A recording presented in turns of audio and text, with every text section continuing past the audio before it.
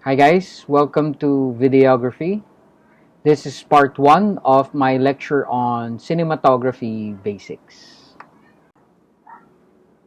A filmmaker controls and dictates the cinematographic quality of a film.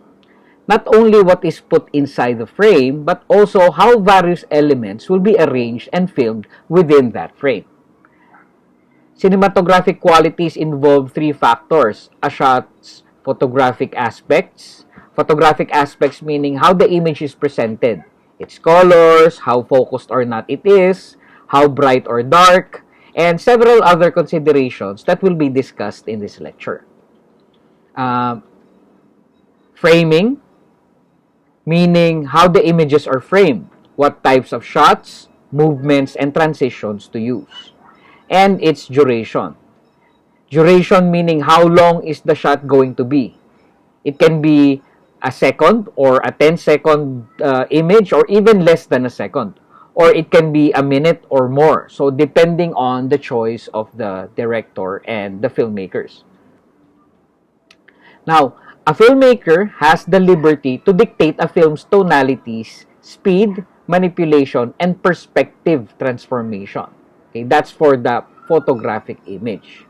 Okay? Even if the director only works on the film medium itself, either by scratching or painting it directly, patterns of light are created on celluloid. Talking about range of tonalities, the manipulation of stocks makes or breaks the film's motion picture aesthetic value. Okay?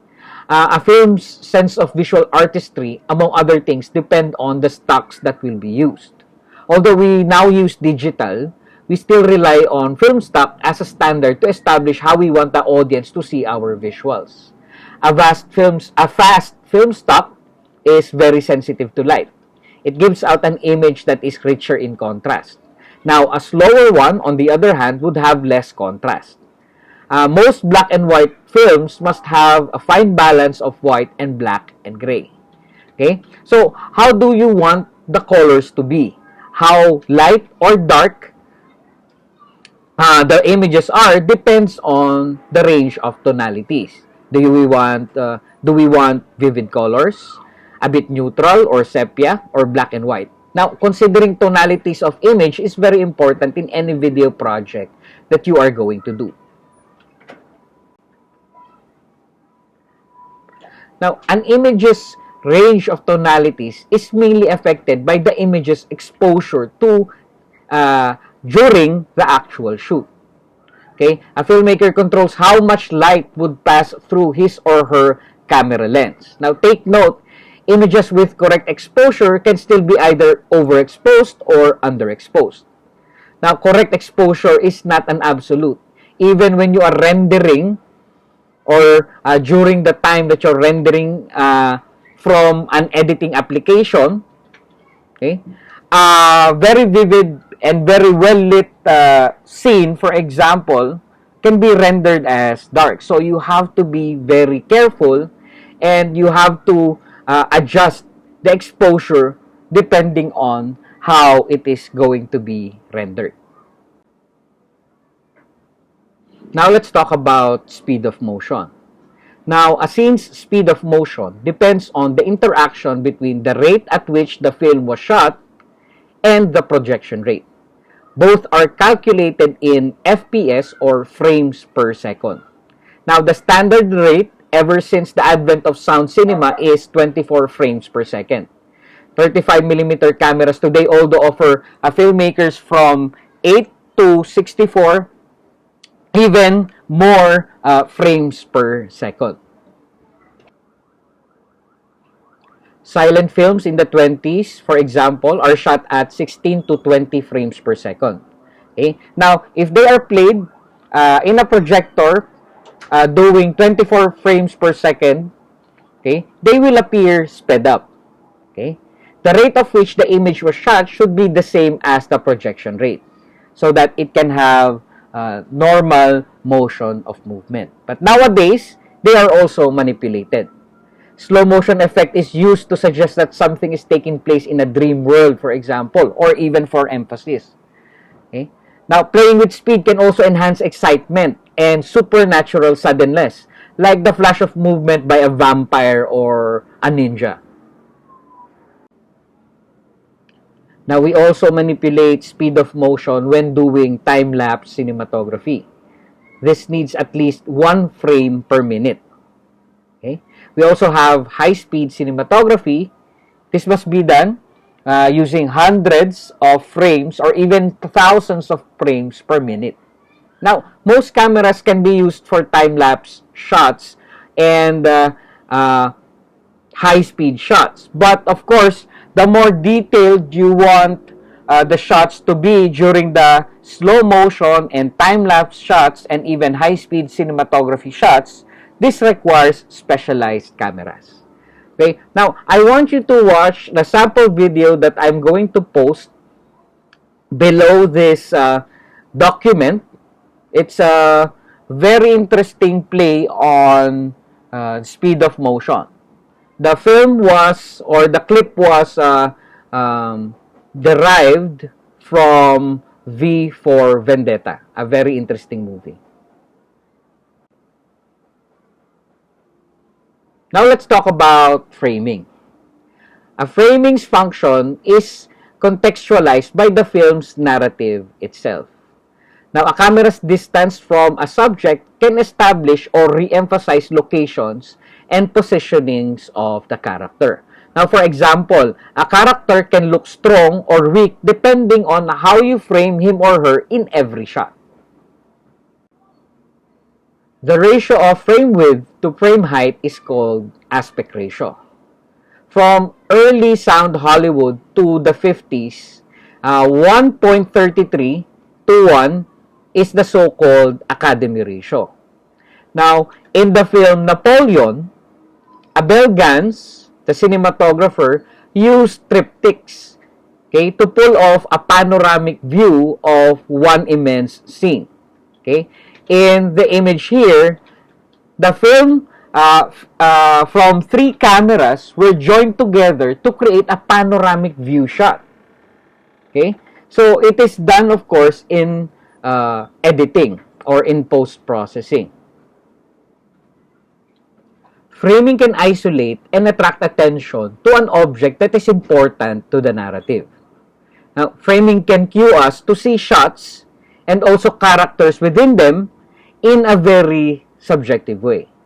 Now, certain framing can stand out because of the infrequency of its use throughout the film. Now, if done correctly, this can be used also as a narrative tool.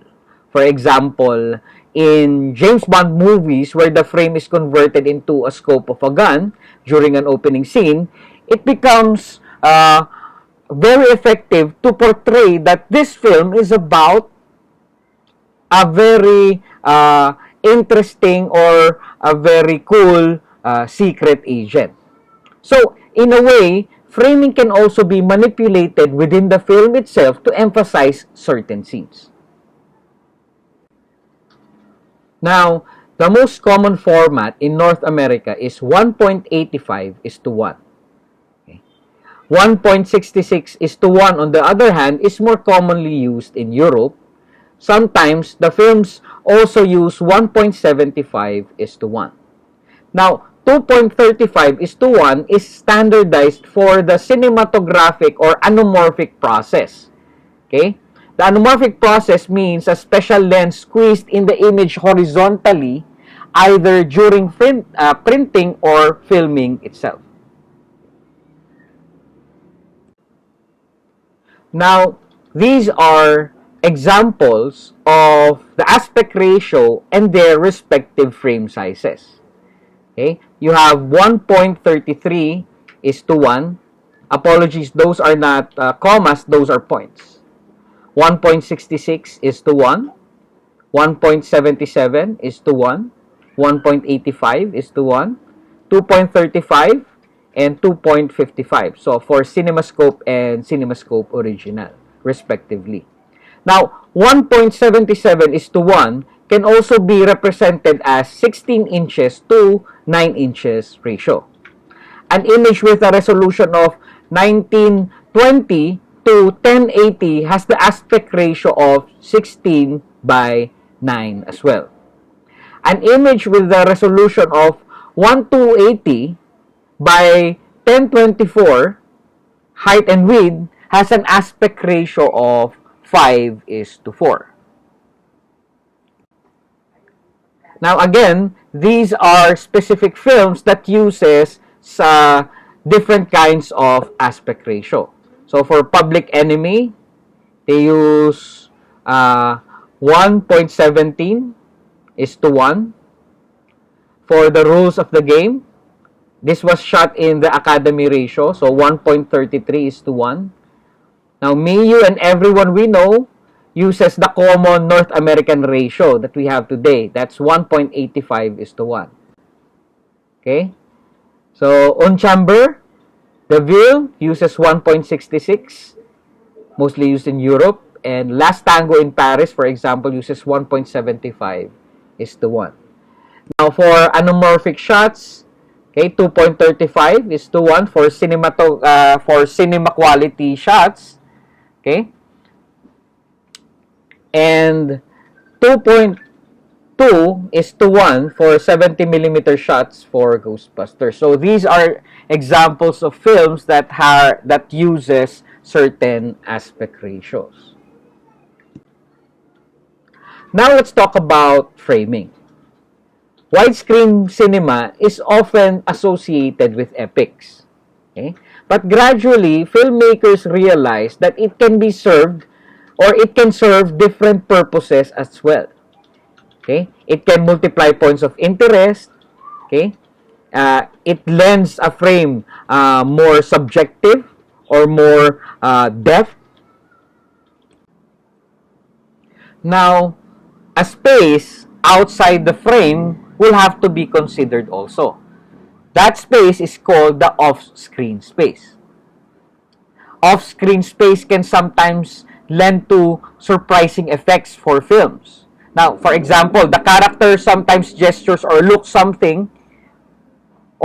at something off-screen. Okay? Framing can also be used to draw attention to that object.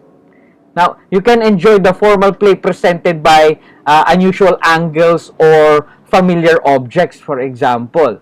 When a certain actor, for example, looks outside the frame, then you know that something is happening, but you cannot see it. Okay? That makes the film a bit more suspenseful and a bit more interesting. Now, lastly, let's talk about duration of the image. How long is the image, subject, and scene presented in a particular film? Now, there is a tendency to consider the shot as recording real duration. Now, first, duration of event on screen may be manipulated in filming and editing, of course. So you can shot the film sequence, let's say, for a minute, but you're only going to take 2 or 3 or 4 or 5 seconds into that film clip. Okay? Second, story duration differs from plot and screen duration. Okay? How long is the image, subject, and scene there contributes to the overall value of the film. Now, action films, most especially during action sequences, often use short and abrupt shots to make the film more dynamic. Now, long takes often happen in dramatic sequences, okay? Often making the audience feel part of the scene organically because we do not experience abrupt cuts or even transition. Now, how long or short a shot is depends on the intention of the filmmaker. Long takes have become a powerful creative resource. A long take is a shot of notable length, an alternative to a series of shots. Okay? For example, Love Diaz, the director, is famous for having extremely long shots or extremely long takes in his films. Now, sequence shot or plan sequence is basically an entire scene that is rendered only into one shot. Okay? So, when you do sequence shot or plan sequence, you have to really choreograph the movement of the actors and the dialogues, because if they commit a mistake, then you have to go back to the beginning of the take. Not like when you sequence it or when you edit it using several different shots. Okay? Now, mixing long takes and short takes can actually create a very balanced and parallel movement and contrast within the film. Now, my final take is filmmaking or any video projects require intricate details and intention.